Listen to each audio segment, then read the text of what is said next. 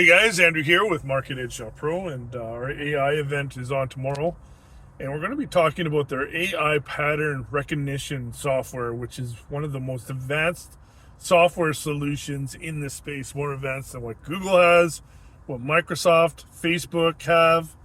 And they're wondering how these guys did it. So we're going to be dipping into the secret sauce a little bit tomorrow. We're going to be finding out what it's all about.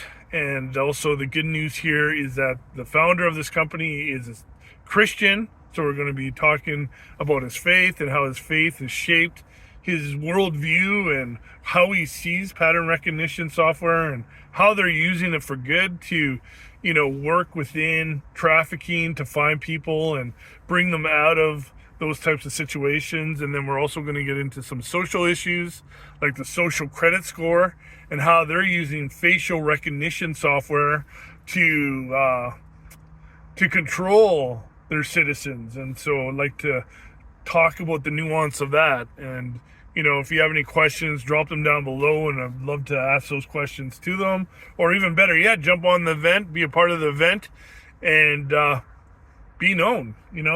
This is a space that is huge. There's a huge opportunity. There's limitless opportunities here. And, we're seeing a lot of failures within society, but in this space with technology and AI and emerging tech, it's unlimited. It's never ending. So there's going to be all sorts of opportunity for people who want to jump into the space. So love to see you on board with this train. There's a movement that is being built. Johnny Kessler and Goodell Oliviers are, working in this AI space, but there's many others that are working in the space, bringing out great technologies as well. So, in our last event, we had Andrew Caprichilets and Perry Kundert on our show, and they're doing some great things. And hope to bring other people that are doing incredible things and bringing it to the glory of God. Anyway, hope you guys are doing great. And I just got shadow banned by the city of Kelowna. They kind of came and pushed me a bit, so I better leave. I'm here at the city park. This is where we love to bring our kids, and they got some really beautiful woodwork here. Great place to hang out in the summertime. Summer is on its way. So anyway, hope to see you tomorrow. Great stuff happening. Talk to you soon. Hi guys, Andrew here. And I am here with a couple of great guests. Very excited to introduce them. But before we do, I am Andrew Lawman, and I'm with MarketEdge.Pro. And thanks for joining us today.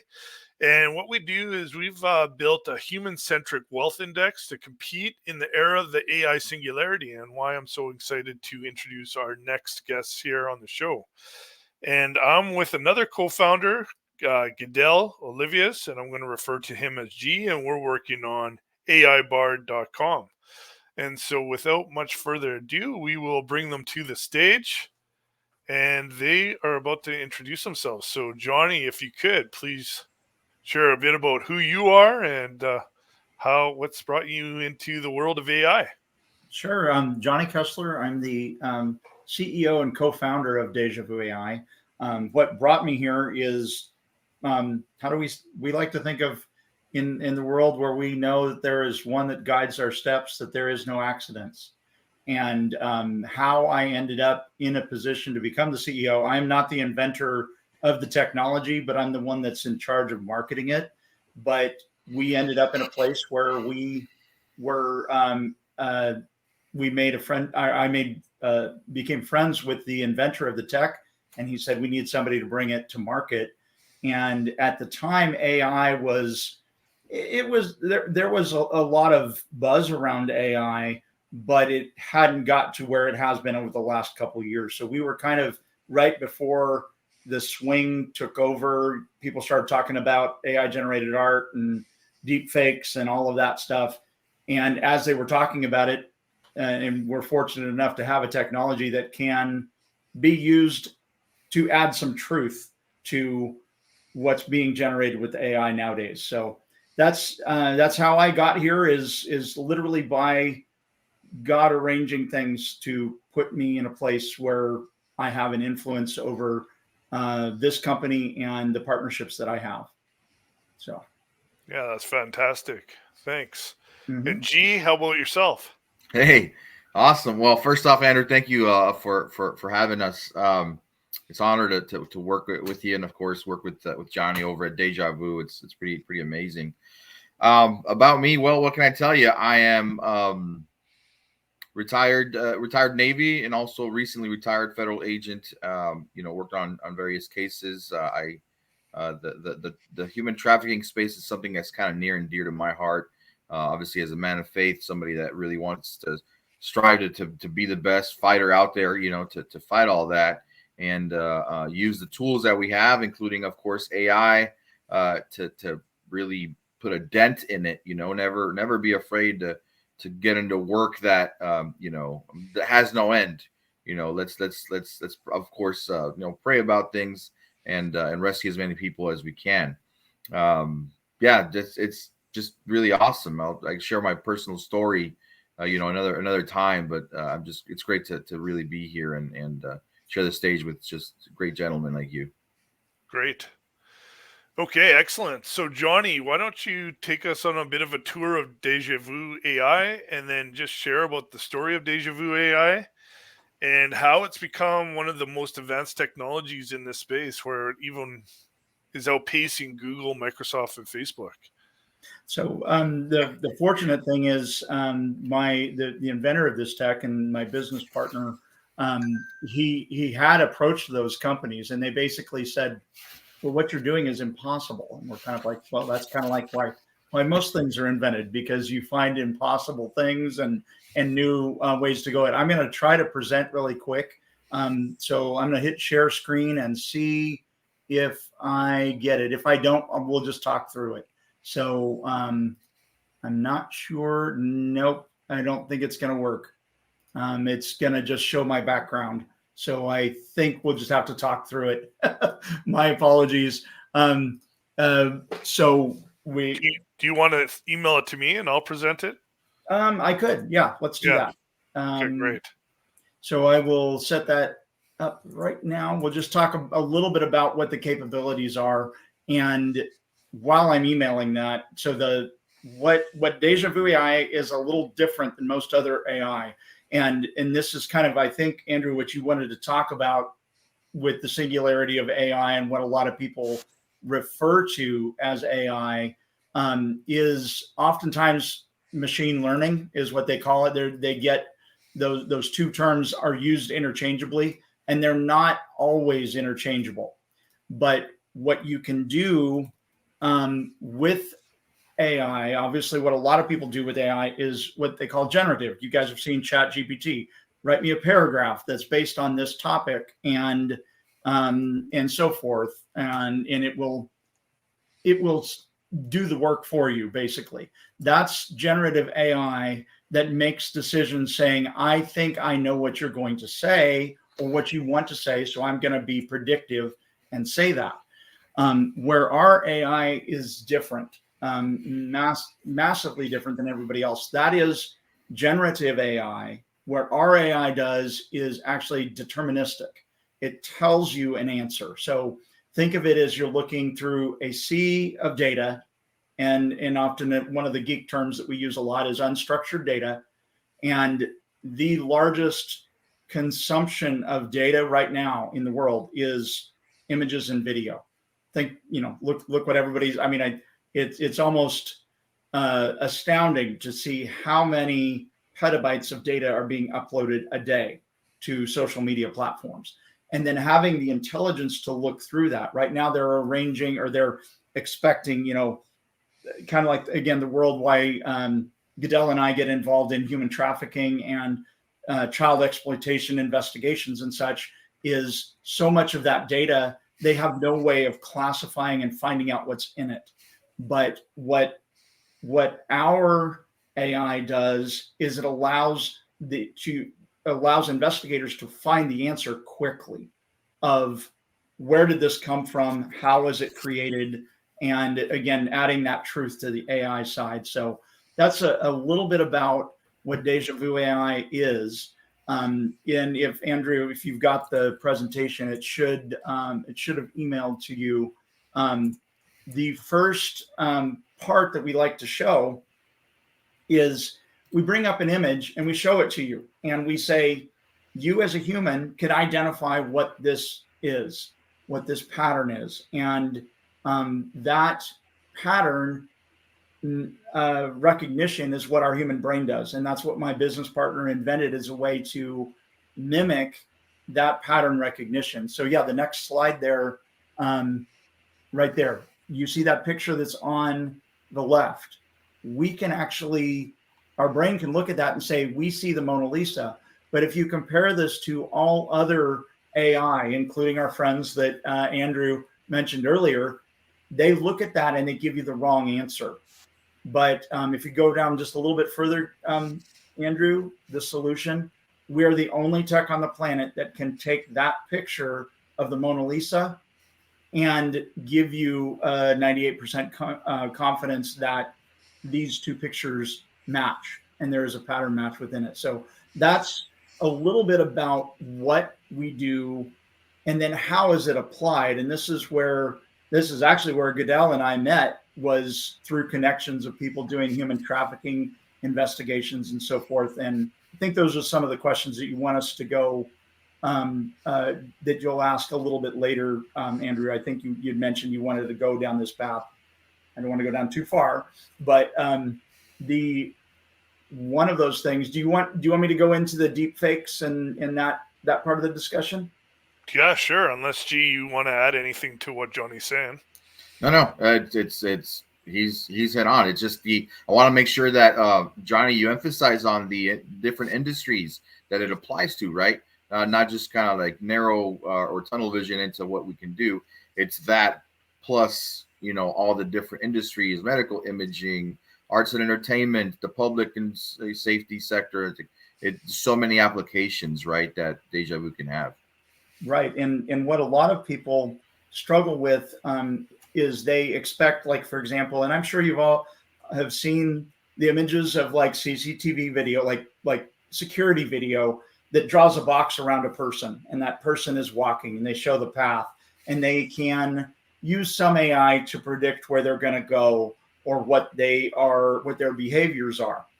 Where we're different is the box that we're going to draw, apply us to that image of that person, and then we'll be able to tell you, match that data to another. So apply that data to logistics, trucks coming and going from sites. That's actually a place that a lot of people are very excited, because other AI simply identifies it as a truck, but we're going to tell you which truck.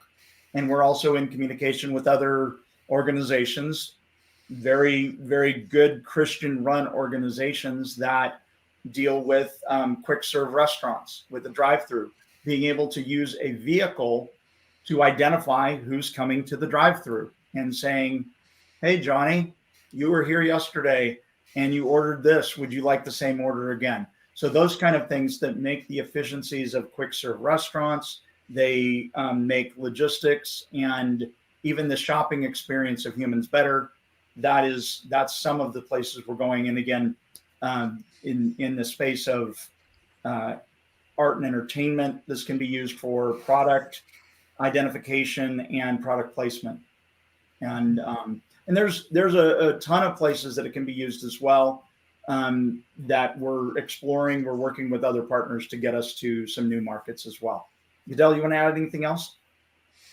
Well, no, I wanted to get into the question, like the business leaders that can use the AI, right? That applies, if it applies to your market. Think of customer service and support.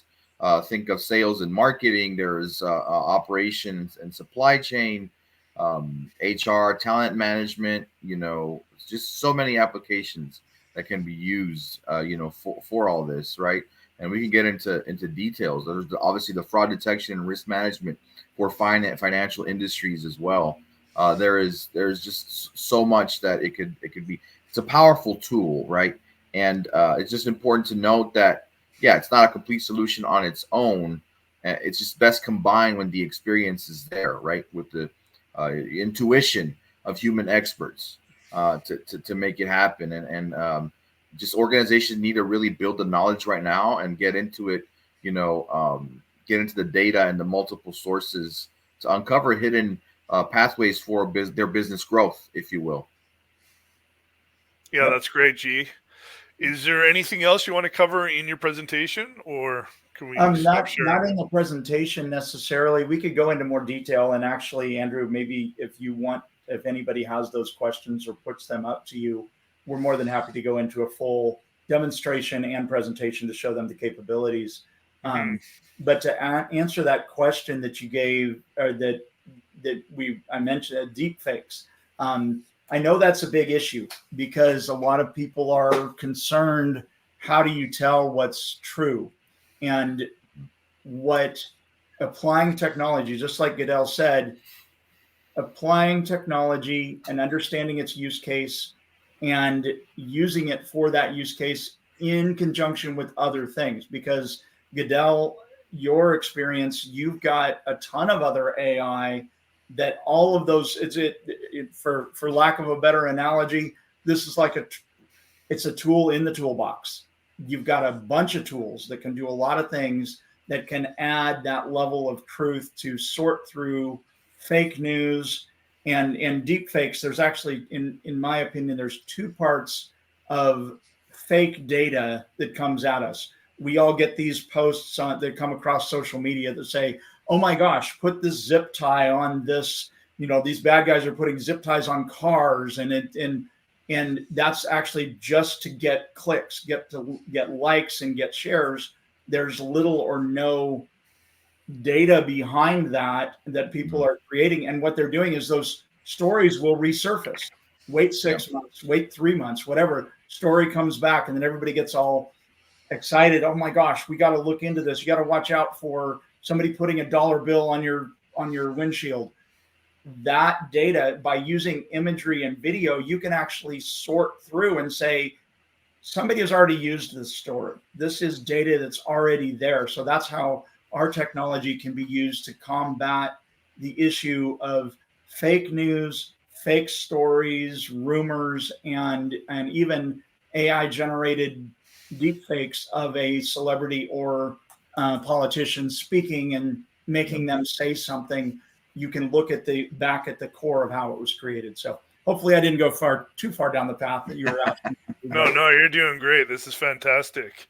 Now, how do you see that playing out as we move forward in the next months, years, where people can start applying that in their own personal lives, like we talked about with families and children, and making sure that their images aren't stolen and then used in ways that are pretty nefarious and dark, or even UG, where you're getting into the human trafficking component of it. How can a family start to engage with this kind of software, this type of technology, and then apply it into their own lives? Like, for example, I just posted an image of my son on Facebook, and my older son said, hey, you got to be careful because of deep fakes. And I thought that was pretty apt for the conversation we're going to have today. Yeah, no, absolutely. Once it's out there, and everybody should know this, but be surprised how many people still don't. Like, once an image is out there or something you put on the internet is out, it's out there. It's going to just consider it gone forever. Is there tools to help it bring it down and all that? Yeah, absolutely. We work closely, with the NCMEC, right? And they have a take it down campaign where they'll fight, tooth and nail to get it taken down from all aspects of the internet world, the dark web, darknet, all that stuff, right?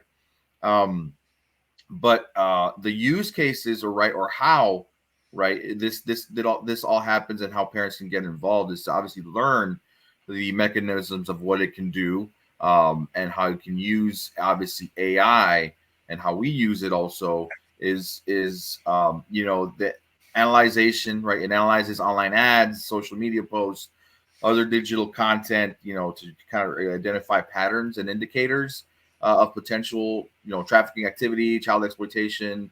Then it obviously helps law enforcement and the anti-trafficking organizations quickly identify, right, victims and other stuff.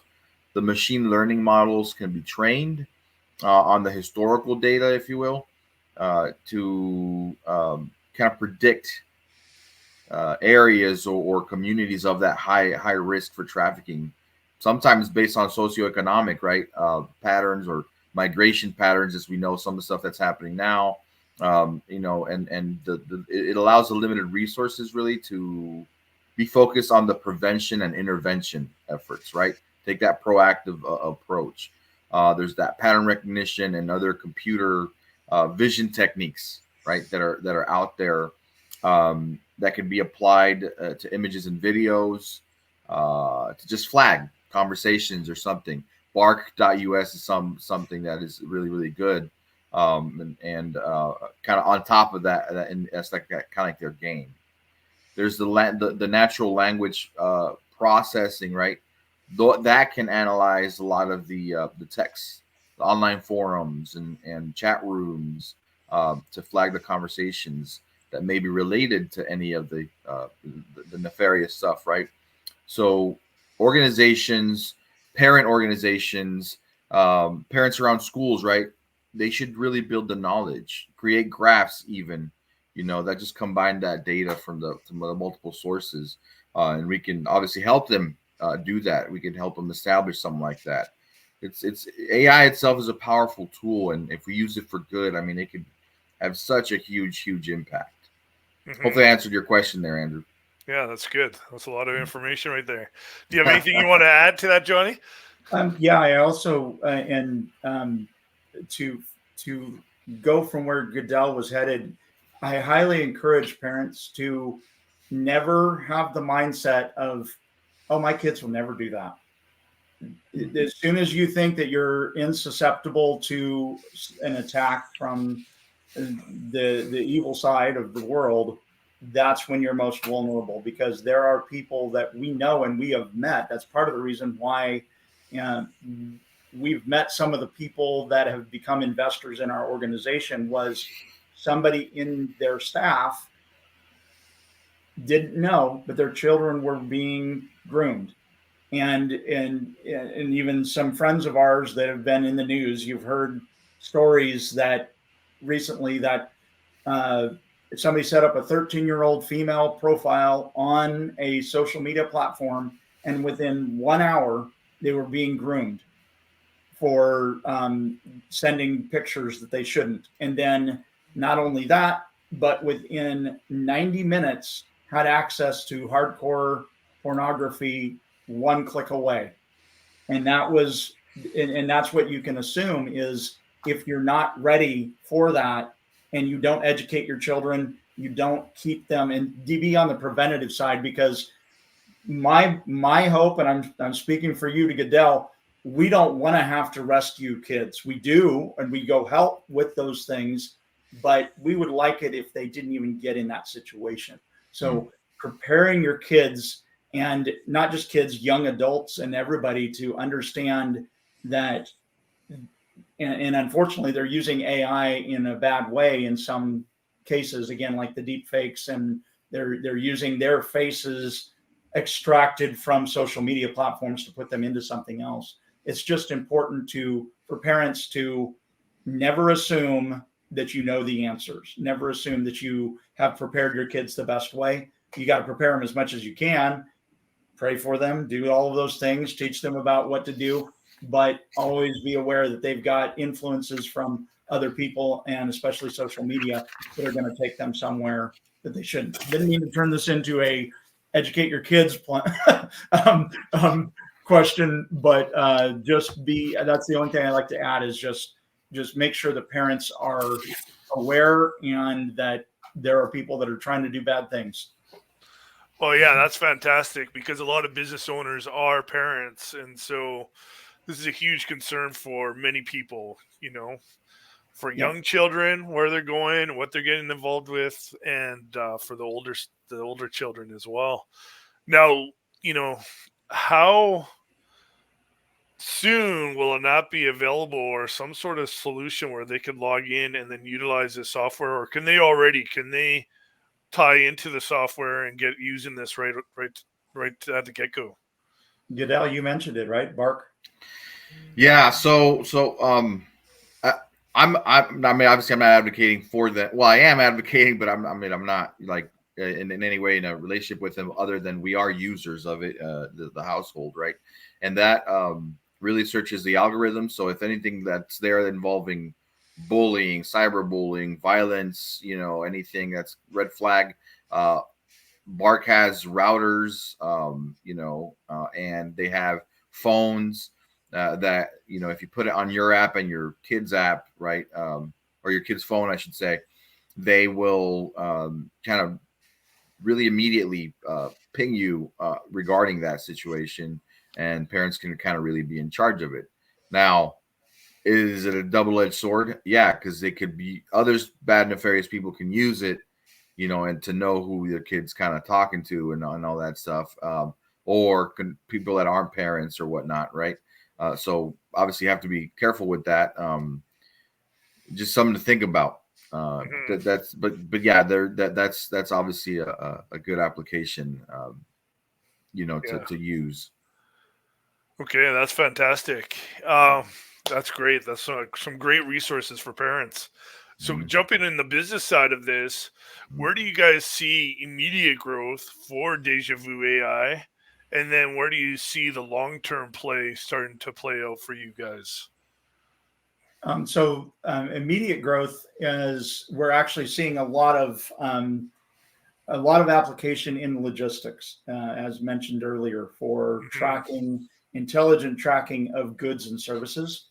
Um, the That's where we're seeing immediate growth, and as well as um, again growth within the government, within law enforcement, helping with child or human trafficking, is where we're seeing a lot of growth now.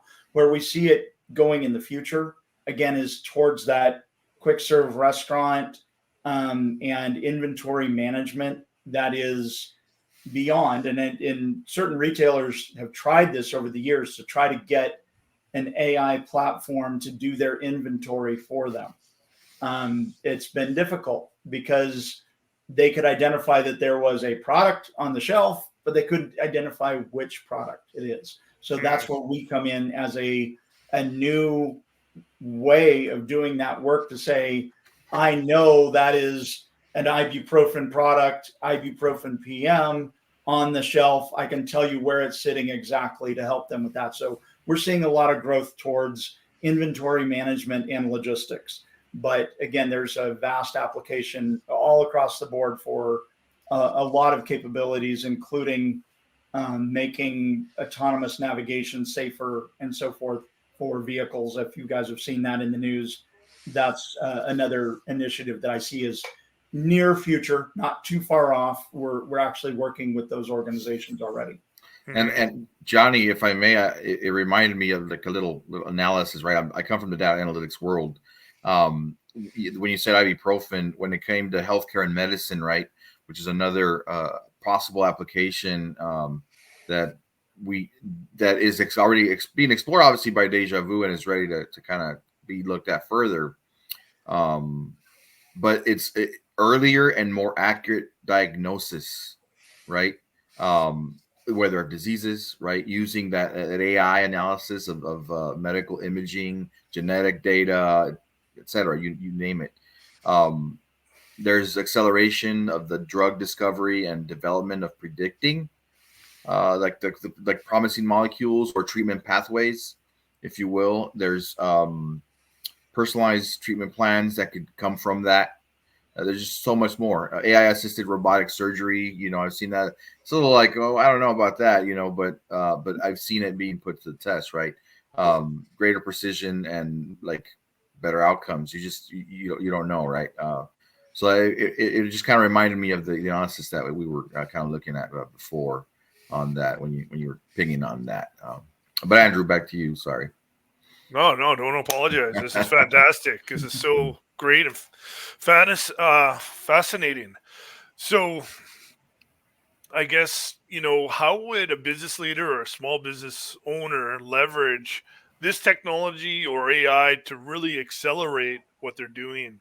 Uh, the chairman of Cisco said that 40% of businesses are going to go out of business over the next 10 years because of emerging tech like AI, like quantum computing, like Web3 types of technologies. So, if a small business owner is watching this, how can they leverage your guys' technology or technology like this, like you've done with me, G, where you've dropped and shared some really great info on for me, and it's really helped me leverage that technology to really advance what I'm doing. What would you guys suggest in doing that for small businesses? Goodell, you want to go first? Oh, well, thank you, sir. Appreciate it. Well, there's, man, it's just so many, so many possibilities and applications, right? Educate yourself and learn. But before I dive into that, man, I think I want to talk about the risk mitigation of it all, right? There's this is going to require a lot of active collaboration from between technologies, policymakers, ethicists, just the broader public, right? Because a lot of people are like, wow, AI is scary. Each different type of AI will be governed differently. And I think the answer is how it should be. One of my good friends, Arthur, he just did a speech regarding this, or a talk, keynote speaker over at Google couple of days ago, and we were kind of sharing the significant challenges, right? Safety and control will be adamant and should be of the utmost importance if you apply it to your business or apply it anywhere in government, just anywhere, right? Why? Because of the capability of it becoming more powerful, more autonomous. The human values really need to be there, right? And I applaud Anthropic, somebody that I've been in conversations with too, regarding this, because they are making the constitutional AI. They're making it safe, efficient, as best as they can, right? And they're building infrastructure that's high stakes to ensure that just proper control and oversight are there. That critical oversight is there. So definitely applaud them for doing that. But again, I covered a little bit of the healthcare and medicine, business operations, of course. Just improving just operational efficiency, automation, optimization. Johnny covered that a little bit. Enabling better, faster decision making with predictive analytics, with simulations of what possibilities there are. Obviously, me being business continuity guy, right? And a continuity professional, disaster recovery, for all that stuff. Highly personalized and engaging the customer experience of your business, and whether it's B2B or business to consumer, it's just matter. And identifying new revenue streams and putting the AI into your business models, right? The new innovations that are out there. On the science side, just massive scientific data sets that can be incorporated to better your performance. Of course, the sustainability, right? But we just got to be careful when it comes to all that, because the bias and the fairness, the privacy and surveillance, transparency and accountability. There's automation and job displacement scare out there, right? And we want to ease people's mind when it comes to that stuff. It's just huge positive potential for AI in the different industries. So, Johnny, over to you. Yeah, to add on to that, because I think, Andrew, what you're wondering is how can small business owners be prepared?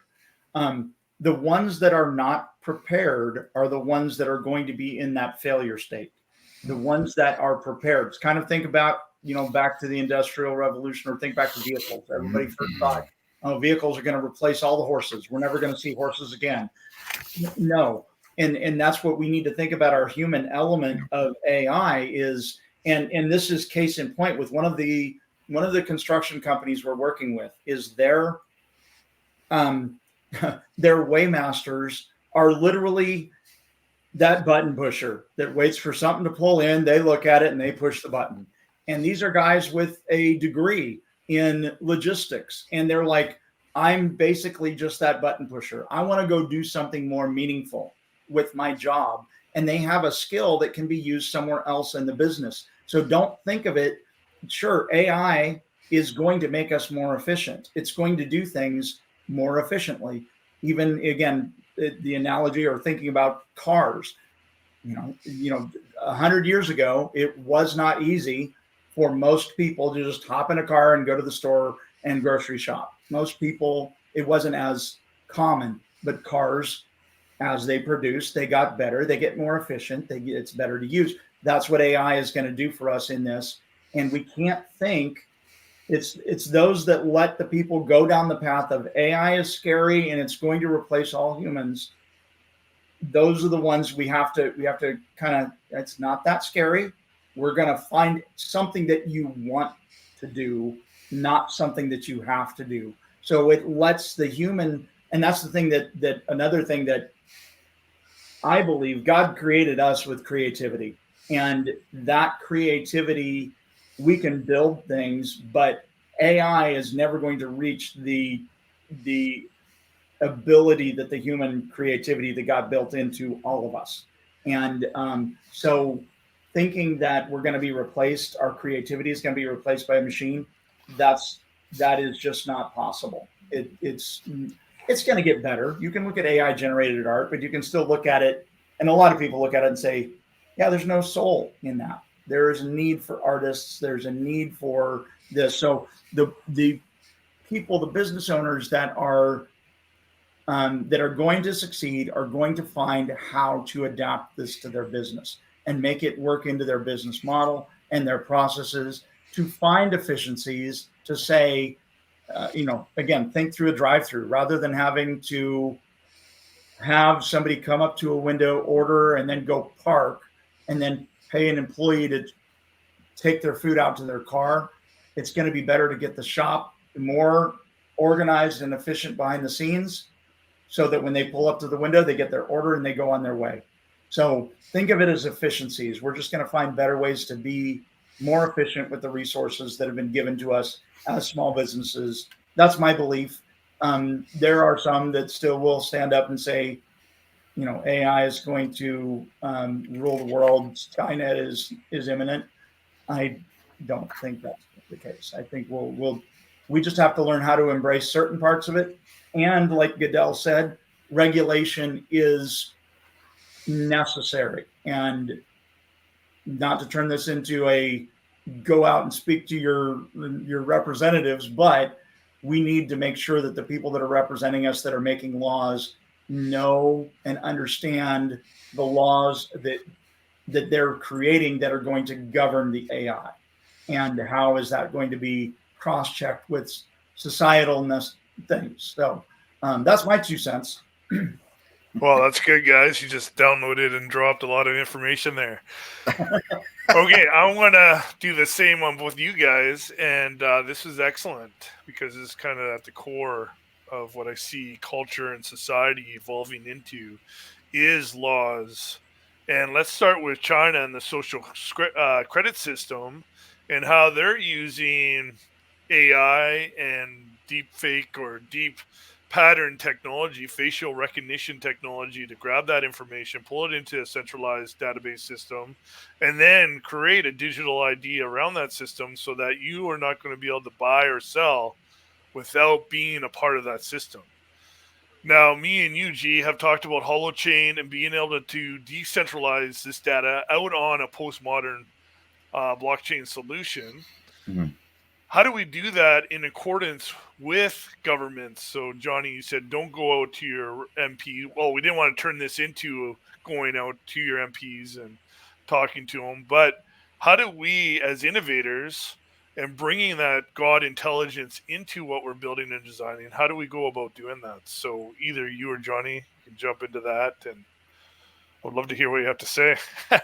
You want to take it, Goodell, or you want me to? Thanks, Johnny. Personally, I'm excited about like the potential of decentralized AI. I think it creates more open, what's the word, inclusive, more aligned, like AI ecosystems, if you will. there's risks, obviously, certainly there's risks, but I think the benefits of what's the word, democratizing, I don't know if I like that word, but giving users more control over their data is of the utmost importance, right? And that's what I think essentially that creates, right? I want to see more of that, like created, developed, uh, deployed in a decentralized manner. There's like clear accountability and value alignment into all of that, right? But the challenges are like, hey, the costs, the quality control, the infrastructure, the governance that we briefly talked about. There's just a lot there. Um, privacy and data sovereignty is of the utmost important to everybody, right? And for that data to remain or be securely shared in the techniques or where we use it, like in our phones, right? It's, it's going to allow individuals to really benefit from that collective insight of the creation of decentralized without compromising privacy or losing control of the data. So to me that's like obviously the most exciting part. But there's transparency and trust issues, the robustness of it, the computing power, the resiliency, and philosophically, right? Philosophically, I think decentralized AI aligned with the broader vision of Web3. I think we'll have more user centric type of internet. I was actually listening to one of those companies talk yesterday, which was Astonis. It was really awesome. Um, to That's going to be just crucial to realize the potential of Web3, and um, I'm just the possibilities I think are pretty awesome. Um, and we can get into what I've known a lot of the other tech companies have kind of briefly done and talked about when it came to having a competitive advantage, right? But I mean, I'll leave that for another time. There's just we spoke on holochain. We talked about that stuff and um, keeping it going, the continuity of it all as an individual, as a business, as everything is of the utmost importance, right? Mm-hmm. Continuous business Yeah, continuity. yeah. Johnny, you want to add to what Sure. G just said? The this singularity, or actually decentralizing what Goodell was related to, wholeheartedly believe in that, because who of us wants the wealthiest companies in the world making the decision for what we buy? And we've all seen it. This is what, when AI tends to go out of control and not have regulation on it. Um, and I'm speaking from personal experience on a social media platform, having a conversation with my wife, and the next thing I know, I'm getting an ad on my phone for what I was just talking about, and it has happened too many times for it to be a coincidence. Everybody's heard about it and knows about it in the news. That's what happens when technology is not regulated and they are able to do those kind of things to you with the data, with your conversation with somebody's happening. But when you have, if I said, hey phone, please show me ads about this, that would be me engaging with that, instead of an AI or a company, one of those big companies deciding what I wanted to see. It would be me saying and giving clearance. So that's what we need, we need to build into any of these things that the human element of privacy and of your data belongs to you. And if Goodell and I are talking and we decide, hey, we like 1965 Chevys and we both love a red one, I would rather turn around to my phone and say, hey, show me a 1965 Chevy red with big wheels on the back or whatever it is. Then I get that. But it listening to what I just said and presenting that without authorization, that's what I think needs to change quickly, and that, so that we can protect and not be having this singularity of AI that somebody else is making the decision about what you want to see. So that's just my 2 cents on that matter. I can point you to the social listening companies, Johnny. I know where they are, I know where they live. Let's go. You can find them, eh? That is awesome. Okay, that's great. So let's jump into the Tim Tebow world. We got to add Tim Tebow to this conversation. What would we be doing if we didn't? And I just would love to hear more about how he got involved in the organization and why is he in the AI world? Like, what brought him into this space? Oh, that's all Johnny.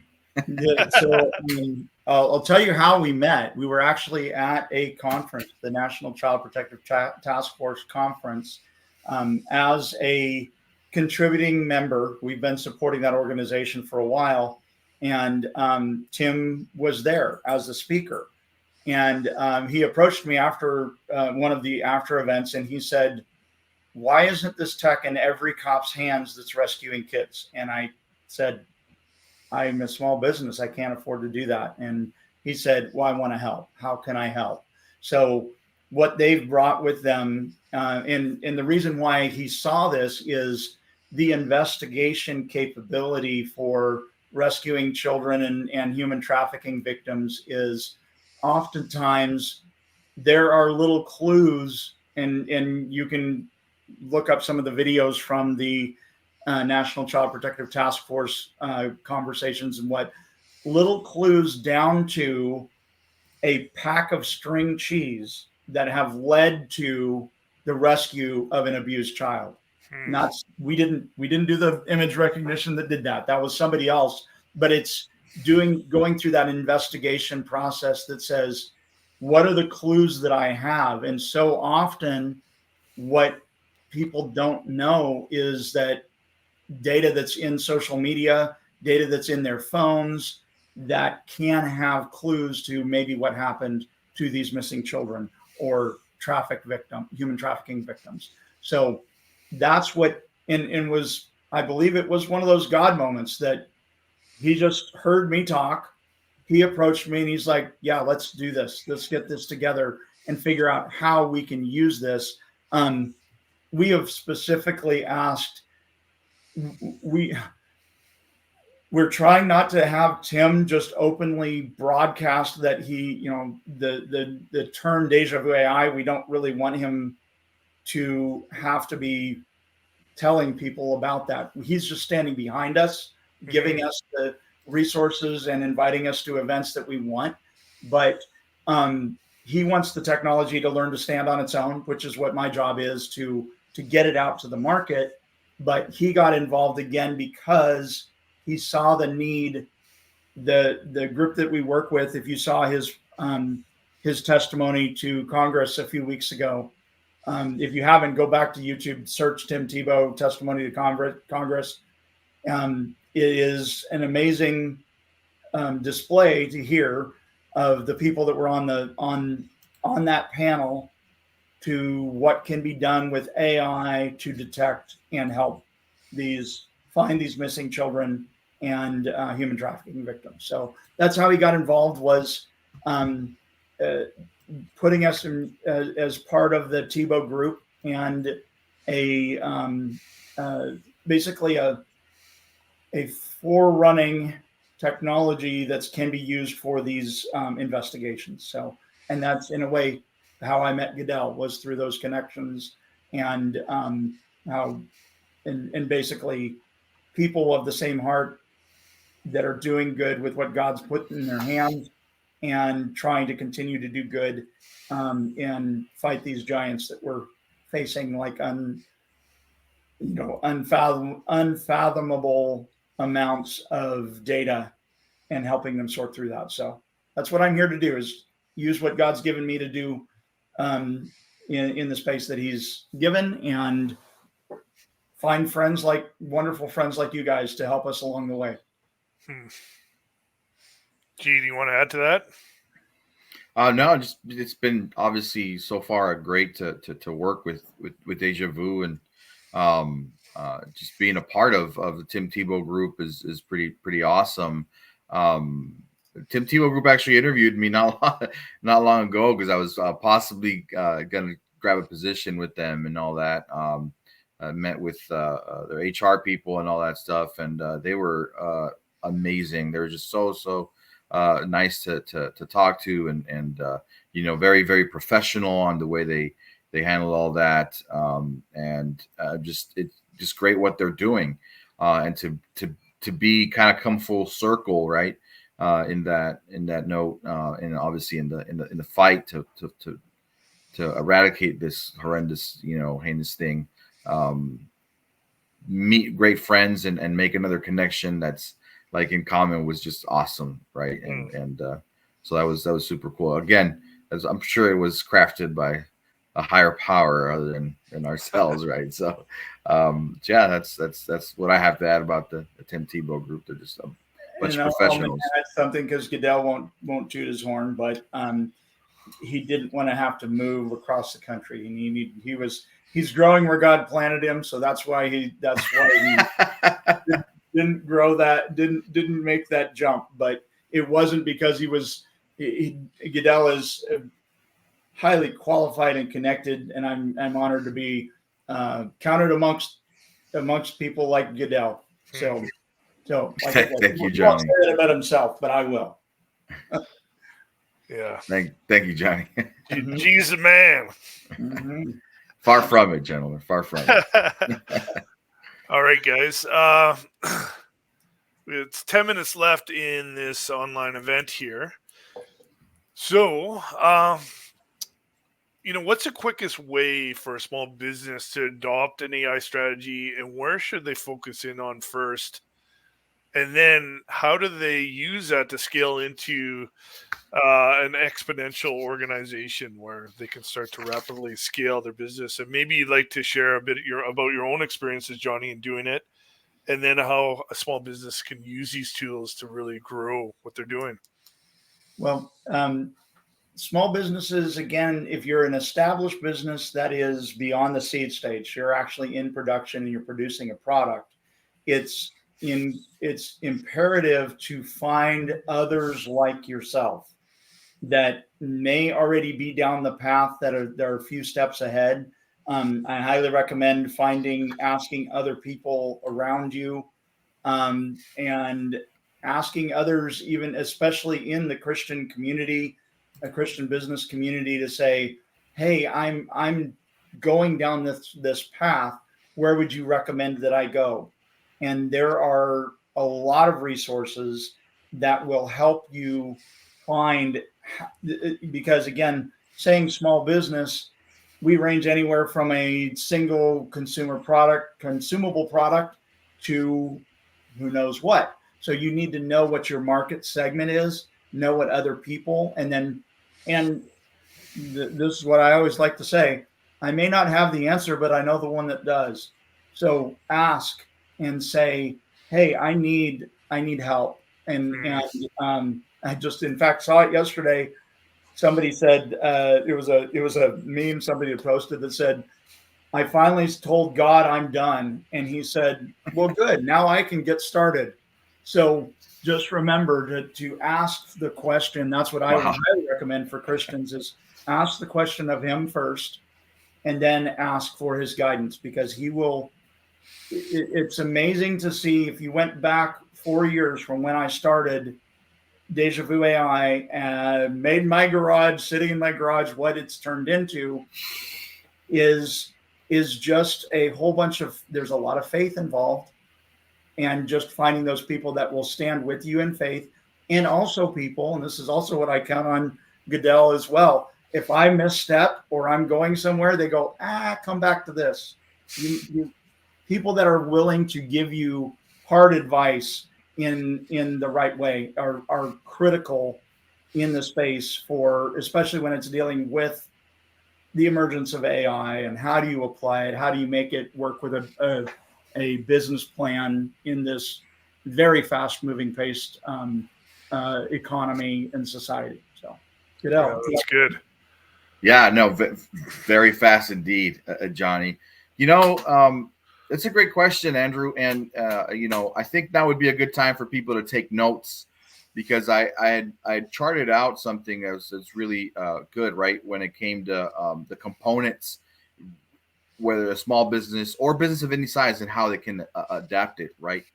I absolutely believe that every business, regardless of size, should be developing an AI strategy, because, as you said, right, the stats show that there's a big percentage that will be driven out if they don't. I think I'll start off with identifying the high impact use cases for your business on what you could do, right? So if you focus on that, it could be driven to just make big improvements in revenue, cost savings, and customer experience, right? Um, it could be, I don't know, the chat box, personalized marketing, inventory management, like we were talking about, right? That Deja Vu can do for you guys. Just prioritize that return on investment, right? So that's the first thing. Second thing would be evaluate the data readiness. I'm a big data guy, data analytics. AI requires good quality data to be produced, to be valuable to that business, right? Assess what data the business kind of currently collects. If you need to change that, where it resides, how easily it can be integrated, the gaps in that data collection, the tools, the processes to capture, all of that. That's the second thing, right? Evaluating that data readiness. Three would be, if you're gonna do it, start with off-the-shelf solutions. Unlike large enterprises, right? Since we're focusing more on small business, is that correct? Most small businesses won't have obviously the resources to build that custom AI and all that. But luckily, there's many SaaS AI service, software as a service AI solutions that are pre-trained. There's different models available that could be common use cases to lead and to really score, thorough, good analysis, and make sure that they do good forecasting for you, right? If you're going to use that. So you leverage those quickly, and you could put your business in a really good spot. Develop, for owners, co-founders, doesn't matter. Develop AI talent and literacy. I get it. Not every AI small business, right, can get AI, a dedicated data science team, if you will. But it is important to develop a what's the word I'm looking for? Like a base level of AI literacy, and just put it across the organizations. The fundamentals are important. Identify your champions in the organization of AI, and it's just gonna cause your business to augment in just different ways. But you want to augment it in internal capabilities mostly, right? And then the fifth thing, and I have more obviously, but if you want to learn or hear more, just get a hold of us at Deja Vu, right? But establish the ethical and governance frameworks. Even though there's no governance there, I think it's critical to proactively consider the issues of fairness, transparency, accountability, and establish yourself a clear policies around all of that. The privacy, the consent for data usage, AI usage, regularly test for that bias there as well, and document obviously those key processes for the decisions that evolve around the responsible AI processes, right? And I have more, right? Measuring and then aligning the business strategy, but we can definitely help you do that as well. So yeah, hopefully I didn't take too much time there, Andrew. Sorry. No. You don't have to say sorry. That's fantastic. So we And I got want Johnny. Just wait, Johnny. So Johnny dropped the AI, the almighty intelligence, Oh and my Gene God. just dropped the PI, the practical intelligence. So yeah, jump in, Johnny. well, what I wanted to say was, and also as a leader, and I'm saying this because this is why I surround myself with people like Goodell. Find people that are smarter than you, and then they'll help you do your business. So that's what, always look for the champions like Goodell, people like that can say and help with execution of the vision and with the process steps, because process is so important to say. And I mean, every recipe, every good meal requires a recipe. you can throw things together, but you got to know the basics of it. So definitely. And thank you, Goodell, for spelling that out. That's awesome. Yeah, that's great. And you can also engage us through AI Bard, AIBAIRD.com, if you want to get some of this training in your organization. With the last minute here, do you guys want to, Johnny, do you want to close this out and just finish it off with a few last thoughts? Sure. Well, I am honored to be here. Thank you again, Andrew, for the invite, and always excited to talk to people about geeky stuff. And hopefully, I didn't make it too geeky, but thank you again for the opportunity. And if any questions, you can shoot them up over to us at Deja Vu AI, and we'll throw things back over it again. We're constantly exchanging data with Andrew and his team over there at MarketEdge.Pro. So thank you for the opportunity. Yeah, and our cross-pollinator, G, the B-man. And with that said, we'll close it off. So thanks a lot for joining us, guys. Thanks for the listeners online and anyone who watches this after. You can reach us at MarketEdge.Pro, Andrew at MarketEdge.Pro, and I can get you connected with the right people like Johnny and G. So have a great day. Thank you very much. And we'll end it at that. Okay. Bye, guys. Thanks. Bye-bye.